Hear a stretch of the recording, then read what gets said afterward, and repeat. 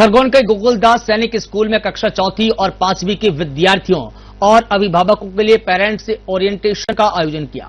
इसमें सैनिक स्कूल में प्रवेश लेने पर बच्चों को क्या क्या लाभ हो सकते हैं, ये बताया गया।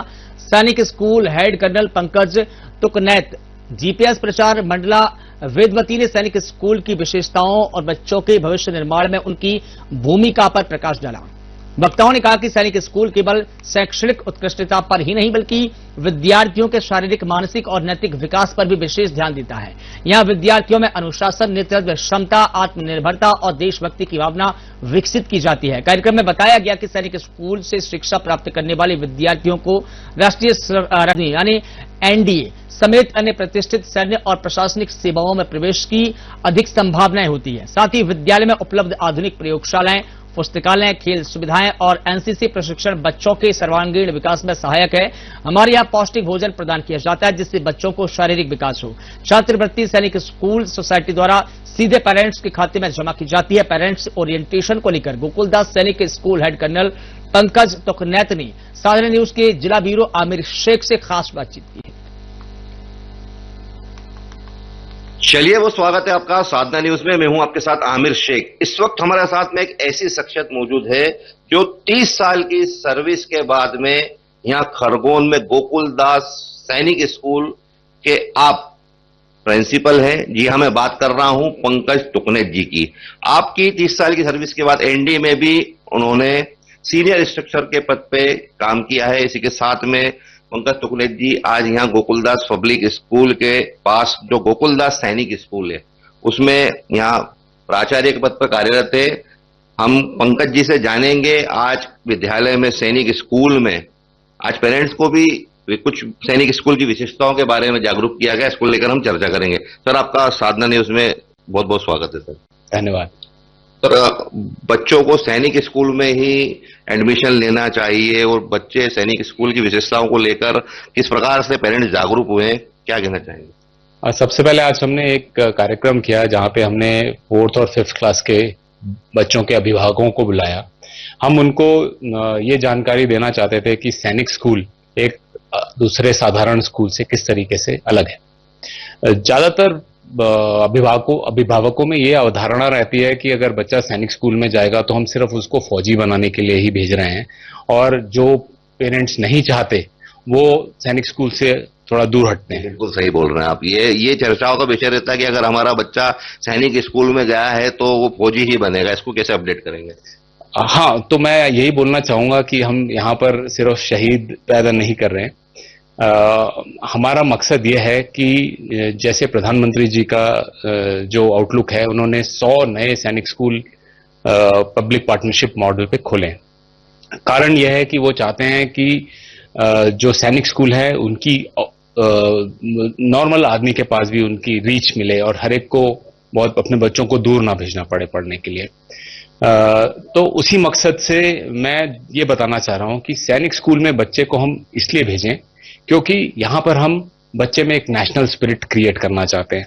जैसे कि आप आजकल देखेंगे कि लोग भाषा के नाम पर या जाति के नाम पर हम लोगों में बहुत बीच में भेदभाव हो रहे हैं।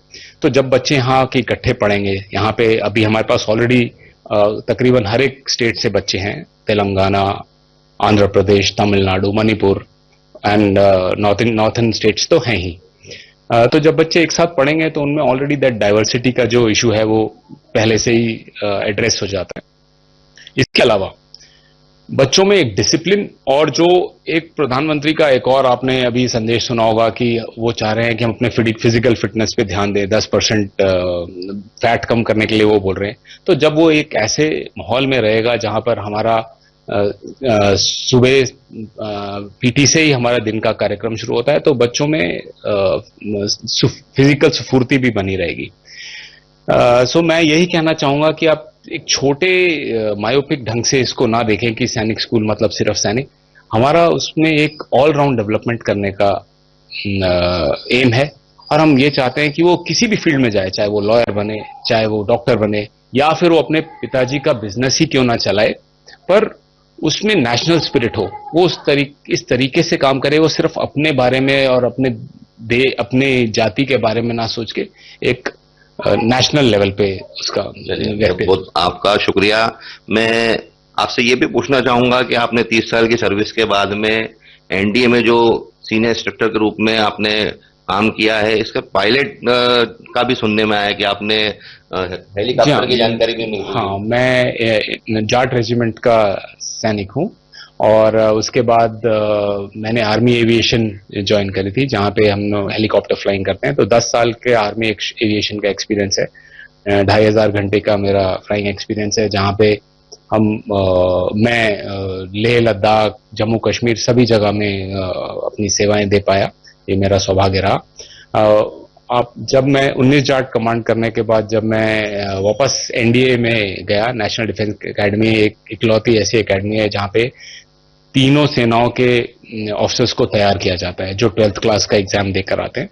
तो मेरा सौभाग्य रहा कि मैं करीब 3.25 साल वहां पर कार्यरत था और वहीं से मुझे ये एहसास हुआ कि मुझे छोटे बच्चों को पढ़ाने में और उनको गाइड करने में एक अलग सा आभास होता है, जिसके कारण जब मुझे ये ऑफर दिया गया तो मैं ना नहीं कर पाया। और मैं अभी बहुत खुशकिस्मत हूँ कि इंदौर संभाग के पहले सैनिक स्कूल में मुझे काम करने का मौका मिल रहा है। चलिए, बहुत बहुत शुक्रिया आदरणीय कर्नल पंकज जी आपका। तो आपको बता दूं, यहाँ गोकुलदास सैनिक स्कूल में नेशनल स्पिरिट को लेकर, स्टूडेंट में नेशनल स्पिरिट को लेकर यहाँ कर्नल पंकज जी ने यहाँ परिजनों को और ये जहाँ पहुंचे पेरेंट्स जो हैं इनको यहाँ जागरूक किया है। फिलहाल के लिए इतना ही। बने रहिए साधना न्यूज के साथ। धन्यवाद। और इसी के साथ फिलहाल इस बुलेटिन में इतना ही। आप लगातार बने रहिए साधना न्यूज के साथ। नमस्कार।